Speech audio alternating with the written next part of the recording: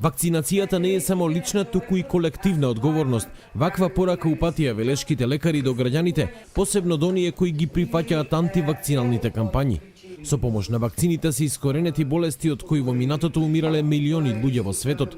Епидемијата на морбили е резултат на намалениот процент на имунизација, посебно во Скопје, најмногу поради антивакциналните кампањи. Никаква научна основа немаат антивакциналните кампањи, тоа ви гарантирам, затоа што огромни научни истражувања се правени пред да се почне со било која вакцина. 30 години се вакцинира, ние немаме ни еден од тие случаи кои они ги кажуваат како последица дека настанале од давање на вакцина.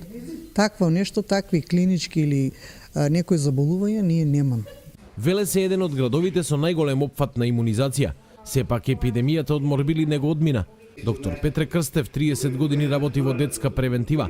Вели дека епидемијата ги погодува луѓето родени преди 1971 година, кога немало вакцинација. Бебињата под една година кои се уште не се вакцинирани, но и невакцинираните на почетокот на 90-тите, кога имало недостиг од вакцини. Веднаш се чувствува пат на имунизацијата, мислам се гледа пат на имунизација и се чувствува зголемување на бројот на заболени од морбили. Кога се санира сето тоа, се извакцинираат сите тие луѓе, веднаш после тоа доаѓаме буквално на нула. Ова покажува дека вакцинацијата фактички овозможува децата да се заштитат од болеста, да немаат секвели после болеста, едноставно да бидат здрави. Од почетокот на епидемијата во Велес од морбили се заразени 37 луѓе, објавија лекарите на трибината организирана од Советот за јавно здравје при општина Велес.